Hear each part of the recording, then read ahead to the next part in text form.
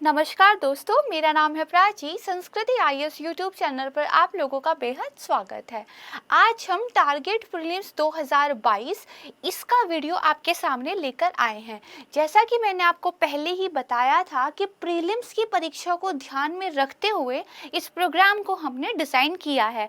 इससे संबंधित 2 videos already upload हो चुके हैं। अगर आपने नहीं देखे हैं तो वो देख लीजिएगा। इसके अलावा बजट की समरी का वीडियो और इकोनॉमिक सर्वे समरी का पार्ट 1 जो है वो अपलोड हो चुका है। ये सभी वीडियोस आपकी परीक्षा के लिए बेहद महत्वपूर्ण है। अगर आपने अभी तक नहीं देखे हैं तो इनको ज़रूर देख लीजिएगा। तो चलिए बिना किसी देरी के शुरू करते हैं अपना आज का वीडियो। हमारा पहला जो टॉपिक है वो है वाइब्रेंट विलेज प्रोग्राम। देखिए बजट 2022 इसके अंदर मैंने बताया था जिन भी स्कीम्स के नेम आएंगे वो आपकी परीक्षा के लिहाज से महत्वपूर्ण हो जाती है। ऐसी ही एक स्कीम या प्रोग्राम है वाइब्रेंट विलेज प्रोग्राम। इसकी बजट के अंदर घोषणा की गई है। ये प्रोग्राम क्या है? देखिए जो लाइन ऑफ एक्चुअल कंट्रोल है जो कि चाइना के साथ हमारा बॉर्डर बनता है, वहाँ पे बॉर्डर पे स्थित जो गांव हैं उन गांवों में बुनियादी ढांचे को मजबूत करके आवासीय सुविधाओं को उन्नत बनाना, जिससे कि माइग्रेशन को रोका जा सके, उन्हें आजीविका के साधन उपलब्ध कराना, ये गवर्नमेंट का एक विजन है।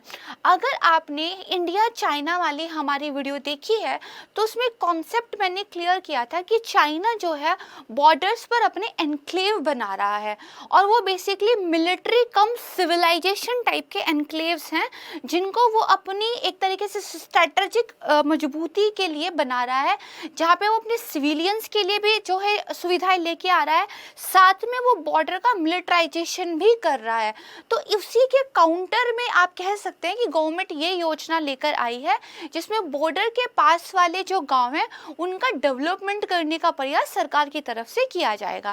ठीक है, यहाँ पर देखिए क्या करेंगे, पर्यटन केंद्र बनाए जाएंगे, साथ में सड़क का संपर्क यानी कि कम्युनिकेशन ट्रांसपोर्टेशन का जो है काम किया जाएगा, साथ में जो रिन्यूएबल एनर्जी सोर्सेज हैं उनकी योजनाओं पर काम किया जाएगा। इसके अलावा वहाँ के बच्चों को एजुकेशन तक एक अच्छी पहुँच देने के लिए कुछ एजुकेशन चैनलों का प्रसारण टीवी पर किया जाएगा। ये देखिए लाइन ऑफ एक्चुअल कंट्रोल का एक मैप दिखाया गया है, इसको आप ध्यान से देख सकते हैं। ठीक है, तो ये हो गया। अब देखिए मैंने आपको बताया चाइना कुछ एनक्लेव्स बना रहा है, तो ये इसी तरह की एक एनक्लेव का यहाँ पे देखिए क्या है, एक सैटेलाइट इमेज दिखाया हुआ है। ठीक है, अब देखिए बजट में चीन बॉर्डर से लगे गांवों पर विशेष ध्यान, भारत बनाएगा वाइब्रेंट विलेज। ये न्यूज़पेपर में एक न्यूज़ आई थी जिसका स्क्रीनशॉट मैंने आपके सामने दिखाया है। चलते हैं नेक्स्ट टॉपिक की ओर। पीएम डिवाइन योजना, ये भी बजट के अंदर घोषणा की गई है। इसमें नॉर्थ ईस्ट वाला जो एरिया है उसको ध्यान में रखकर जो है इसको डिज़ाइन किया गया है। इसमें क्या है, सबसे पहली बात तो इसकी फुल फॉर्म क्या है, PM's development initiative for north east region. ठीक है, यानी कि पीएम डिवाइन, और इसको आप पूर्वोत्तर के लिए प्रधानमंत्री विकास पहल भी कह सकते हैं। 1500 करोड़ रुपए अलॉट किए गए हैं इस योजना के लिए, और इसको जो नॉर्थ ईस्ट काउंसिल है यानी कि जो परिषद है उत्तर पूर्व की, उसके माध्यम से जो है लागू किया जाएगा। यहाँ पर देखिए इसी के बारे में बताया गया है कि जो पीएम गति शक्ति योजना है जिस पे हम ऑलरेडी एक वीडियो ला चुके हैं और मैं आपको बहुत बार बता चुकी हूँ, ये काफ़ी इंपॉर्टेंट एक स्कीम है। देखिए पीएम गति शक्ति में एक इंफ्रास्ट्रक्चर को बनाने की बात की थी, उसी इंफ्रास्ट्रक्चर को जो है यहाँ पर भी लेके आया जा रहा है नॉर्थ ईस्ट में, और आपस में लिंक रहेगा इन योजनाओं का। यहाँ पे नॉर्थ ईस्ट में इसको पीएम डिवाइन करके नाम दिया गया है। ठीक है, देखिए यहाँ पे क्या है, जो युवा और महिला है उनके लिए आजीविका के नए अवसर सर्जित किए जाएंगे। कहीं का भी विकास करने के लिए सबसे जरूरी 2 चीजें होती हैं। पहला, आपको वहाँ पे इंफ्रास्ट्रक्चर अच्छा बनाना पड़ता है, बुनियादी ढांचा अच्छा होना चाहिए। दूसरा, वहाँ के लोगों को रोजगार देना आपको चाहिए। रोजगार ही नहीं होगा तो आप कितना भी विकास कर ले वो वहाँ पर वृद्धि या समृद्धि लेकर नहीं आएगा। अगर इंफ्रास्ट्रक्चर ही नहीं होगा तो आप रोजगार कैसे देंगे? अगर वहाँ पे कम्युनिकेशन नहीं है, ट्रांसपोर्ट की सुविधाएं नहीं है, कंपनीज नहीं खुली हैं, उद्योगों का निर्माण नहीं हुआ है, तो आप बेसिकली रोजगार भी कैसे देंगे? तो ये दोनों ही चीज़ें बहुत ज़रूरी होती है और इन दोनों ही चीज़ों को ध्यान में रखकर पीएम डिवाइन योजना को लाया गया है। यहाँ पे देखिए पूर्वोत्तर भारत के लिए नई योजना PMDEVIE एनी, जो भी इसकी फुल फॉर्म है वो मैंने आपको बता दिया, 1500 करोड़ रुपए। ये 2 जनवरी की एक न्यूज़ है जिसका ये स्क्रीनशॉट है। नेक्स्ट आ जाइए स्टैचू ऑफ इक्वलिटी, यानी कि समानता के लिए। इक्वलिटी का मतलब आप समझते ही हैं कि हर किसी को, चाहे कास्ट हो, नस्ल हो, धर्म हो, लिंग हो, इन सब से परे होकर एक समान दृष्टि से देखना। तो इस विजन को लेके जो रामानुजाचार्य हैं उन्होंने बहुत ज़्यादा काम किया था। तो गवर्नमेंट ने इन्हीं रामानुजाचार्य का एक स्टैचू बनाया है और जिसको नाम दिया गया है स्टैचू ऑफ इक्वलिटी। ठीक है, ये भक्ति संत थे और यूपीएससी में वैसे भी जब आप मिडिवल इंडिया पढ़ते हैं तो जो आपका भक्ति मूवमेंट है और साथ में जो सूफी मूवमेंट है ये बहुत ज़्यादा इम्पॉर्टेंट है। तो इसीलिए ये न्यूज़ भी आपके परीक्षा के लिए महत्वपूर्ण हो जाती है। अब देखिए पंच धातुओं से ये निर्मित है, सोना, चांदी, तांबा, जस्ता, कुछ इस तरह की 5 धातुएं हैं जिसको मिला के इसको बनाया गया है। थाईलैंड में सिटिंग बुद्ध की एक मूर्ति है, यानी कि बैठे हुए बुद्ध की मूर्ति। उसके बाद ये जो है एक सिटिंग मूर्ति है, आप देख सकते हैं, और ये दूसरी सबसे ऊंची धातु की सिटिंग मुद्रा में मूर्ति है। ये एक फैक्ट है जो आप ध्यान रख सकते हैं। 4th टॉपिक पे आइए, राष्ट्रीय भूमि मुद्रीकरण निगम, यानी कि नेशनल लैंड मोनेटाइजेशन कॉर्पोरेशन। देखिए क्या होता है कि जब भी हमारी जो सरकार होती है उसके पास बहुत सारी भूमि ऑलरेडी रहती है, लेकिन कई बार उस लैंड का ना यूज़ नहीं होता, सिर्फ गवर्नमेंट के नाम पर वो ज़मीन पड़ी रहती है, उसका यूटिलाइजेशन नहीं हुआ होता। तो उन सारी भूमि का एक डाटा बनाया जाए और फिर उनको अलग अलग कामों के लिए अलॉट किया जाए, कुछ ऐसा विजन गवर्नमेंट ने रखा है। तो इसी के लिए एक ये स्कीम जो है लेकर आया है। यहाँ पे जो सार्वजनिक क्षेत्र की संस्थाएं हैं, जो सेंट्रल पब्लिक सेक्टर एंटरप्राइजेज हैं, साथ में जो सरकार है, एक तरीके से सेंट्रल पब्लिक सेक्टर एंटरप्राइजेज भी तो गवर्नमेंट की होती है, इन सबके पास जो भूमि है और जो गैर प्रमुख संपत्तियां हैं उनके मोनेटाइजेशन में तेजी लाई जाए, इसके लिए जो है लाई जाएगी। ये जो निगम होगा 100% जो है गवर्नमेंट के स्वामित्व में रहेगा। ये एक स्क्रीनशॉट दिखाया गया है कि भाई 3400 एकड़ लैंड जो है रेफर किया गया है अभी तक इस स्कीम के तहत। ठीक है, इसके बाद देखिए प्रारंभिक अधिकृत जो शेयर पूंजी 500 करोड़ रुपए है, सब्सक्राइब्ड शेयर पूंजी करोड़ रुपए है। ये डाटा इतना इंपॉर्टेंट नहीं होता, जस्ट एक आपको सामान्य ज्ञान के लिए बता दिया जाता है। ठीक है, इसके बाद देखिए इससे पहले क्या होता था। मैं कहती हूँ अब तो सरकार के पास भूमि है, उसका यूज करने के लिए एक कुछ निगम बना रही है, पहले भी तो भूमि थी। तो पहले क्या होता था, तो देखिए पहले जो सार्वजनिक क्षेत्र की प्रमुख संपत्तियां थी उनका जो मुद्रीकरण किया जाता था, मोनेटाइजेशन, वो नीति आयोग के द्वारा किया जाता था।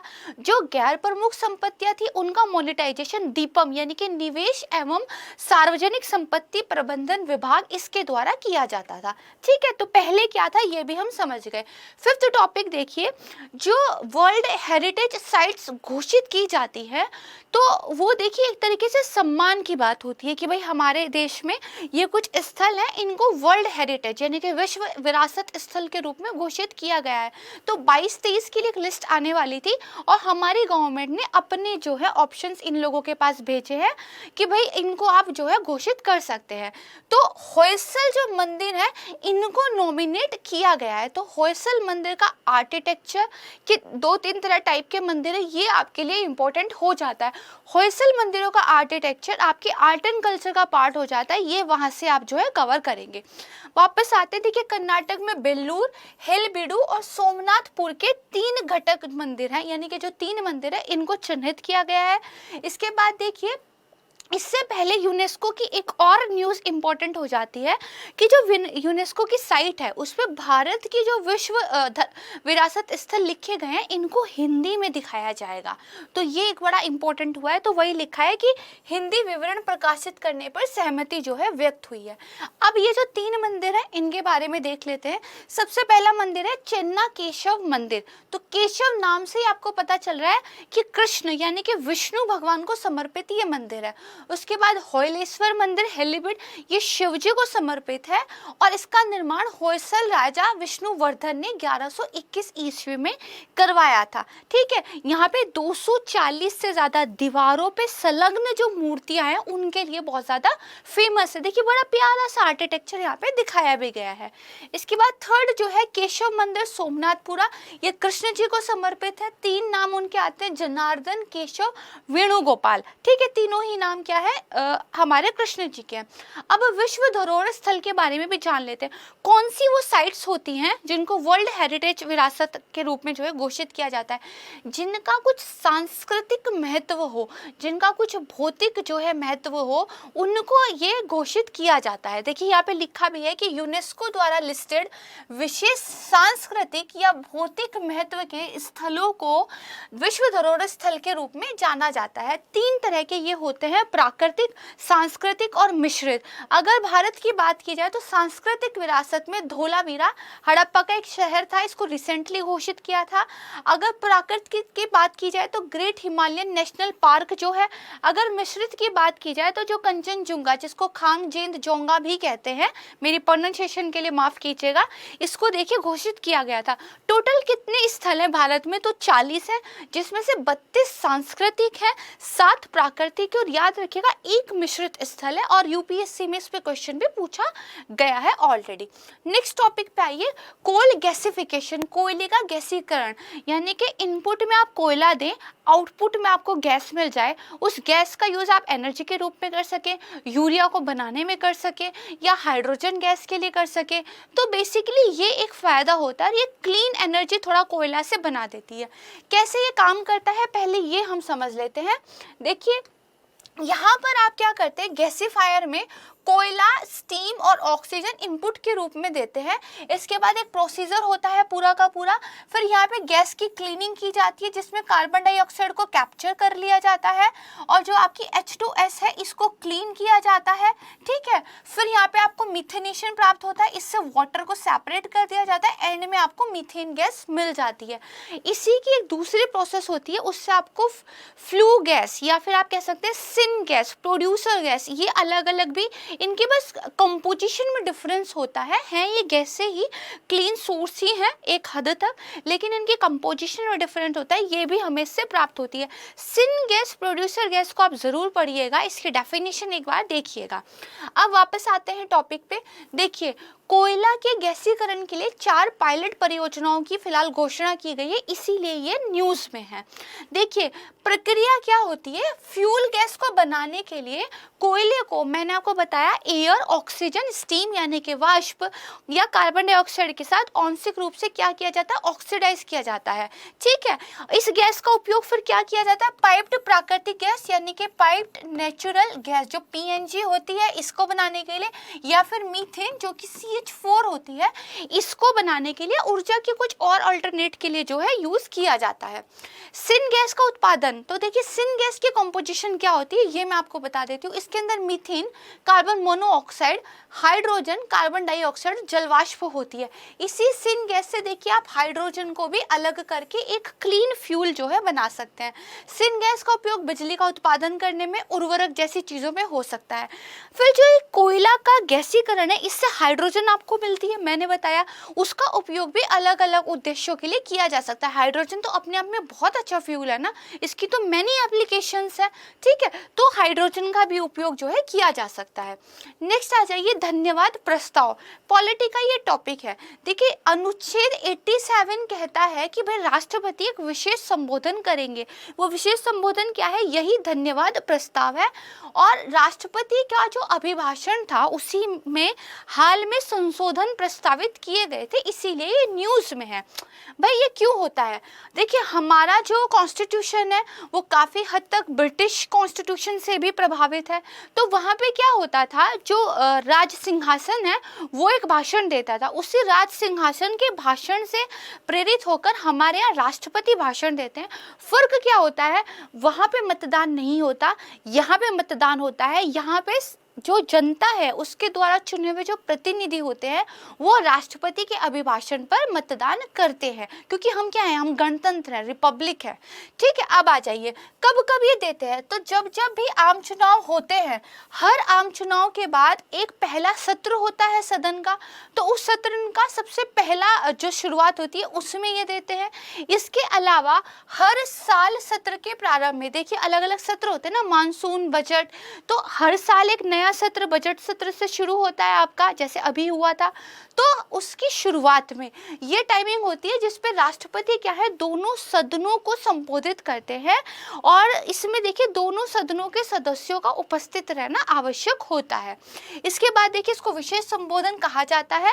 ठीक है, नेक्स्ट देखिए, अब इसके बारे में अगर थोड़ा हम डिटेल में चला जाए तो बेसिकली ये जो अभिभाषण है ना, इसको राष्ट्रपति नहीं लिखते हैं, इसको सरकार ही लिख कर देती है, कैबिनेट की तरफ से बेसिकली दिया जाता है। और गवर्नमेंट की नीतियों का विवरण इसके अंदर होता है कि गवर्नमेंट क्या एक पॉलिसी, क्या एक विजन देश के लिए लेकर चलने वाली है इस साल की शुरुआत में या फिर इस लोकसभा चुनावों के बाद। इसके अलावा हमारी क्या राष्ट्रीय अंतर्राष्ट्रीय नीतियां रहने वाली है, इसका लेखा जोखा इसके अंदर रहता है। इस पर देखिए मत होता है, अगर ये वोटिंग में हार जाए यानी कि प्रस्तावित ना हो पाए तो गवर्नमेंट के लिए अविश्वास प्रस्ताव जितना घातक हो सकता है और सरकार को इस्तीफा देने तक की नौबत भी आ सकती है, तो इसका पारित होना जरूरी होता है। इसमें देखिए विपक्ष के द्वारा संशोधन भी प्रस्तावित किए जा सकते हैं, अगर उनको पक्ष मान लेता है तो ठीक है, अदरवाइज जो है इसी रूप में अभिभाषण को जो है पारित कर दिया जाता है। ठीक है, नेक्स्ट टॉपिक है प्रधानमंत्री मातृ वंदना योजना। ये न्यूज में है, क्यों, सर्वे और बजट में इसको मेंशन किया गया था। देखिए ये एक मातृत्व लाभ कार्यक्रम है जिसको 2017 से सभी जिलों के अंदर जो है लागू किया गया है। ये केंद्र प्रायोजित योजना है, यानी कि सेंट्रली स्पॉन्सर्ड स्कीम है जिसमें स्टेट को भी अपनी कुछ हिस्सेदारी रखनी पड़ती है। इसको क्रियान्वयन किसके द्वारा किया जाता है, महिला व बाल विकास मंत्रालय के द्वारा। इसके तहत जो मजदूरी करने वाली महिलाएं हैं उनको पोषण भी मिल जाए और साथ में जब वो अपनी गर्भावस्था के कारण छुट्टी ले, मजदूरी ना कर पाए, तो उनका जो इनकम लॉस होता है उसको भी जो है एक तरीके से पूरित कर दिया जाए। इस विजन को ध्यान में रख के इस योजना को लाया गया था। ठीक है, अब देखिए इसमें लाभार्थी कौन है, वो सारी महिलाएं जो किसी भी राज्य सरकार के उपक्रम में या केंद्र सरकार के उपक्रम में या इस तरह के किसी और लाभ को प्राप्त नहीं करती हैं, वो सारी की सारी यानी कि उनको अलग कर दीजिए, बाकी जो बचती हैं वो इस योजना की लाभार्थी बन सकती है। ठीक है, यानी कि वो सारी महिलाएं जो प्रेग्नेंट हैं और लैक्टेटिंग वुमेन्स है, यानी कि जो गर्भवती और स्तनपान कराती है, वो महिलाएं इस योजना की लाभार्थी बनती हैं। ठीक है, इसके बाद देखिए सभी महिलाओं को उनकी पहली संतान के लिए जो है यहाँ पर जिनका 1 जनवरी 2007 को या उसके बाद गर्भधारण किया हो, वो इस स्कीम के अंदर आती हैं। अब देखिए लेकिन ये क्या है, कंडीशनल योजना है, ऐसा नहीं है कि डायरेक्टली आपको पैसा मिल जाएगा, कुछ कंडीशंस आपको फुलफिल करनी पड़ती हैं। उसके बाद 3 किश्तों में 5,000 रुपये आपको नगद मिलते हैं। कौन सी है, पहली बात तो गर्भधारण का जितनी जल्दी हो आपको रजिस्ट्रेशन कराना पड़ेगा, दूसरा प्रसव पूर्व जांच आपको करानी होती है, तीसरा बच्चे के जन्म का पंजीकरण और परिवार का जो पहला जीवित बच्चा होगा उसके टीकाकरण का पूरा ट्रैक आपको रखना होगा। एक एक कंडीशन पूरा करने के बाद आपको किश्त मिलती रहती है। इसके अलावा देखिए सुरक्षा योजना भी है, इसके तहत 1,000 रुपये दिए जाते हैं, तो टोटल मिला के 6,000 रुपये गवर्नमेंट की तरफ से दिए जाते हैं। ठीक है, तो ये आप ध्यान रखेंगे। नेक्स्ट देखिए वेटलैंड दिवस मनाया गया अभी हाल में और साथ में 2 नए रामस्थल घोषित किए गए। देखिए इसकी जो 2022 के लिए वेटलैंड मनाया गया, इसकी थीम क्या थी, wetland action for peoples and nature, और एक कब मनाया जाता है, 2 फरवरी 2022 को। ठीक है, इसके अलावा देखिए एक एटलस भी तैयार किया गया। इसके अलावा 2 नए रामसर स्थल यानी कि वेटलैंड ऑफ इंटरनेशनल इम्पोर्टेंस ये भी घोषित किए गए हैं। कहाँ पे है, एक गुजरात में है, दूसरा उत्तर प्रदेश में है। देख लेते हैं। ये देखिए गुजरात में खिजड़िया वन्यजीव जीव अभयारण्य है और ये यूपी के अंदर बखीरा वन्य जीव अभयारण्य है। दोनों ही आपकी प्रीलिम्स के लिए बहुत ज़्यादा इंपॉर्टेंट है, इनको ध्यान रखिएगा। वेटलैंड्स क्या होते हैं ये आपको पता ही होगा, और वेटलैंड की डेफिनेशन एक आपको पता हो कि कोई भी ऐसी झील जो थोड़ी दलदली हो या फिर जिसके अंदर पानी हो, ठीक है, विभिन्न प्रकार की वनस्पतियां मिलती हो, फ्लोरा फ्योना अच्छा हो, एक इकोटोन हो, ठीक है, तो ये सारी चीजें जो है इसके अंदर आ जाती है, ध्यान से आप देख लीजिएगा। नेक्स्ट देखिए, जो चोरी चोरा की घटना थी इसको 100 साल पूरे हो गए हैं, ये हिस्ट्री से आपका टॉपिक है, ठीक है। तो 4 फरवरी 1922 को ये चोरी चोरा की घटना हुई थी संयुक्त प्रांत के गोरखपुर में, जिसे फिलहाल यूपी के नाम से जाना जाता है, वहाँ एक कस्बा है, ठीक है, ये चोरी चोरा। इसमें हुआ क्या था, देखिए 1921 में जब असहयोग आंदोलन अपने चरम पे था, ठीक है, ये सिविल डिसओबियंस मूवमेंट, तो देखिए जो तत्कालीन संयुक्त प्रांत है उसमें जो चोरी चोरा है एक घटना हुई। इस घटना के बाद गांधी जी ने ये आंदोलन वापस ले लिया और भारत में बेसिकली एक मोड़ आया था, क्योंकि बहुत सारे युवा, बहुत सारे क्रांतिकारी लोग खफा हो गए थे इस असहयोग आंदोलन को वापस लेने के लिए। बहुत डिटेल में हम नहीं जाएंगे, हिस्ट्री का टॉपिक है, वहां पर आप इसको पढ़ लीजिएगा, लेकिन ये हिस्ट्री में इंपॉर्टेंट हो जाता है। देखिए यही स्ट्रैटेजी होती है कि करंट अफेयर से जीएस कैसे प्रिपेयर किया जाए। अब आपको पता चल गया चोरी चोरा न्यूज में थी, तो अब सिर्फ यही नहीं पढ़ना है, आप हिस्ट्री की बुक उठाइए, उसमें इस न्यूज से रिलेटेड जितना दिया गया है, सिविल डिसओबियंस मूवमेंट से रिलेटेड जितना दिया गया है, वो सब ध्यान से पढ़ लीजिएगा, ठीक है। इसी तरीके से देखिए तैयार होती है चीजें। नेक्स्ट टॉपिक है बुर्किना फासो, ठीक है।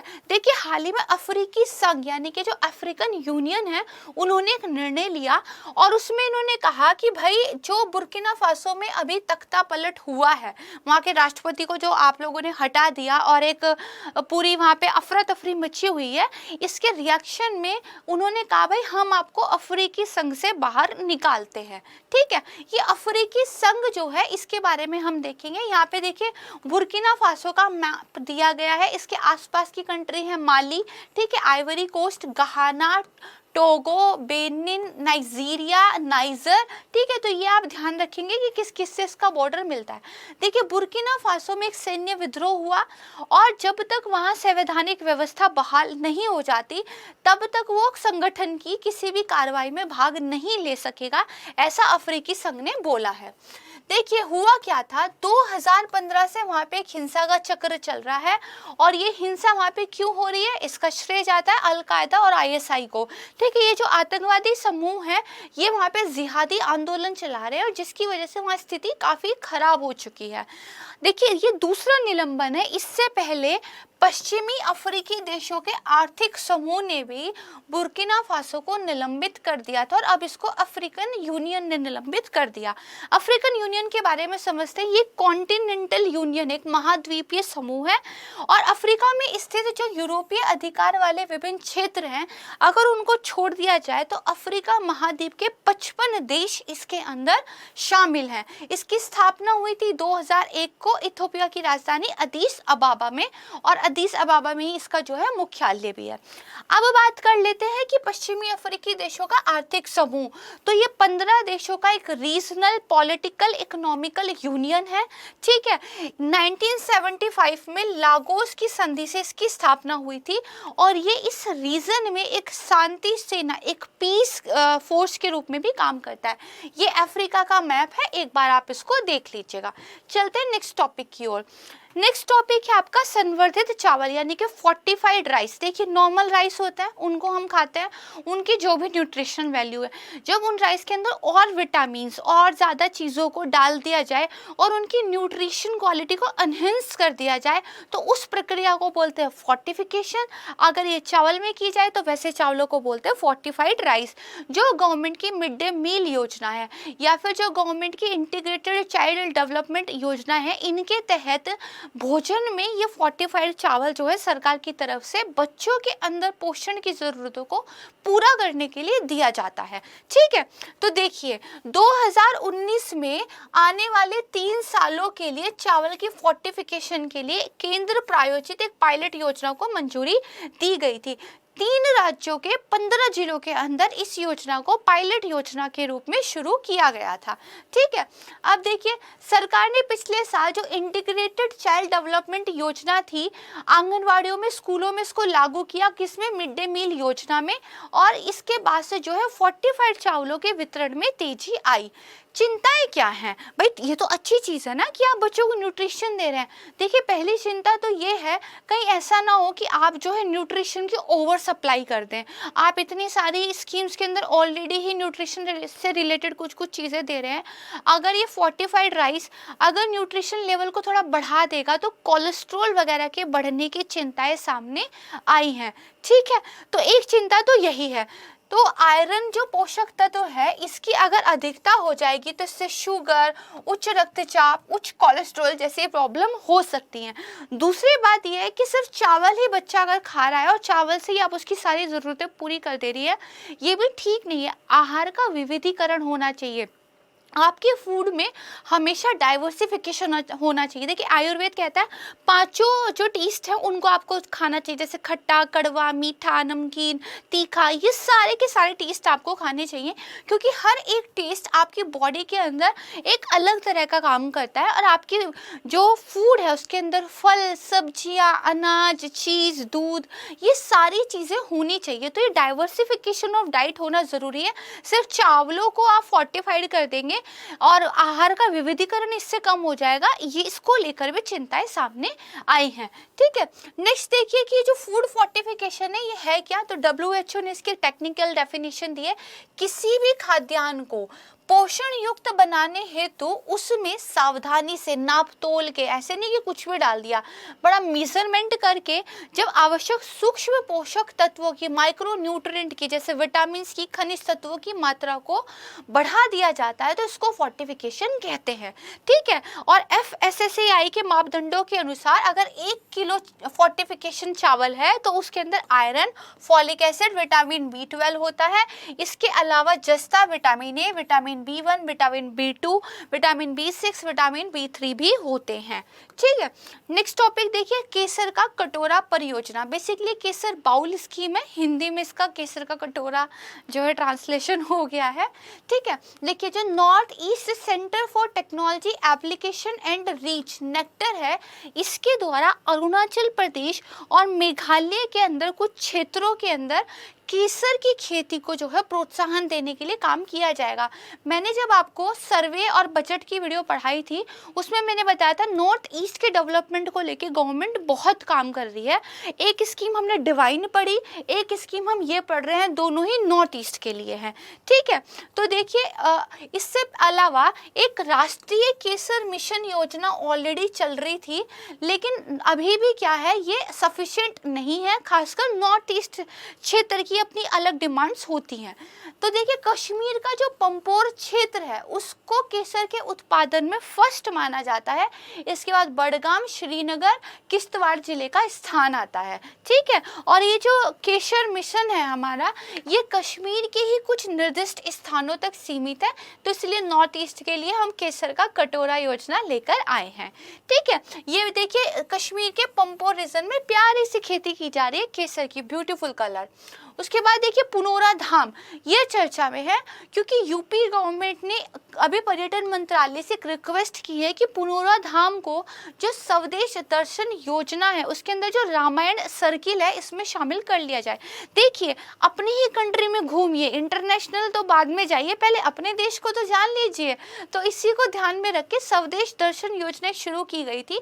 इसके अंदर क्या है, अलग अलग सर्किल्स बना दिए थे, जैसे पर्यटन circle, Ramayana circle, Krishna circle.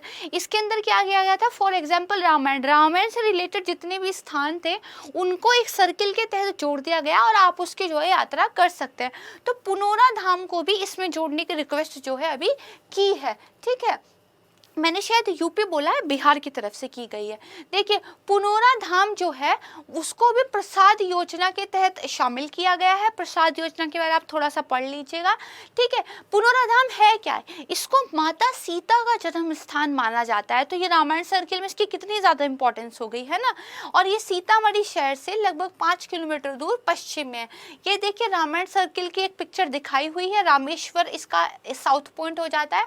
Ayodhya देखिए यहाँ पर है। इसके अलावा चित्रकूट, ठीक है, नासिक वगैरह, ये सारे के सारे इसके अंदर आ जाते हैं। नेक्स्ट देखिए नदी शहर गठबंधन यानी कि रिवर सिटी अलायंस, ये शुरू किया गया। देखिए रिवर के तट पर जो सिटीज बसी हैं, अगर वो आपस में नहीं करेंगी तो कुछ फायदा नहीं होगा। क्यों? क्योंकि हो सकता है एक सिटी रिवर को पॉल्यूट होने से बचा रही हो, बट दूसरी सिटी जो है सारे अपशिष्ट का निपटान रिवर में ही कर दे रही है, तो रिवर तो खराब ही हो जाएगी। तो बेसिकली सारी सिटीज को मिलके काम करना चाहिए। इसी विजन को ध्यान में रख के ये अलायंस जो है बनाया जा रहा है। तो इसी से आप समझ गए होंगे कि रिवर सिटीज अलायंस क्या है, कि भाई जो शहरी हैं, जो शहर है उनको नदियों के सतत प्रबंधन हेतु महत्वपूर्ण चीजों पे चर्चा करने के लिए, काम करने के लिए बनाया गया एक मंच है। कोई भी शहर जो नदी तट पर बसा हुआ है उसके लिए खुला हुआ है और वो उसमें कभी भी शामिल हो सकता है। अभी इसमें कौन कौन है? देहरादून, ऋषिकेश, हरिद्वार, श्रीनगर, वाराणसी, कानपुर, प्रयागराज जैसे 30 शहरों को मिलाकर इसको शुरू किया गया है। ये देखिए यहाँ पे इसके बारे में एक पिक्चर रिप्रेजेंटेशन के रूप में दी हुई है। उसके बाद देखिए services e health assistance and teleconsultation, जिसको शॉर्ट फॉर्म में सेहत भी बोलते हैं। ये स्कीम जो है आर्म्ड फोर्सेस के लिए गवर्नमेंट ने लॉन्च की है। रक्षा मंत्रालय में सेना के जो तीनों अंग हैं उनको एक टेली कंसल्टेशन प्रदान करने के लिए, जिसमें सारे हकदार जो कृमि होंगे और उनके परिवार के सदस्य होंगे उनको ध्यान में रखकर जो है डिजाइन किया गया। ये मरीज से डॉक्टर एक योजना है और इसमें जो है आप घर बैठे ही स्वास्थ्य सुविधाओं का लाभ जो है टेली कंसल्टेशन के माध्यम से अपने स्मार्टफोन, लैपटॉप पर इंटरनेट का प्रयोग करके ले सकते हैं। ठीक है, तो ये हमारी आज की वीडियो थी। मुझे उम्मीद है सारे ही टॉपिक आपको आसान भाषा में समझ में आ गए होंगे और इस तरीके से हमने जो है 5 फरवरी तक के सारे टॉपिक्स को कवर कर दिया है। आप सभी वीडियोस को देख लीजिएगा, आपको काफ़ी फायदा इससे होगा। तो बाकी आज के लिए बस इतना ही। मेरी पूरी संस्कृति IAS टीम की तरफ से आप सभी का धन्यवाद। आपका दिन शुभ हो। नमस्कार।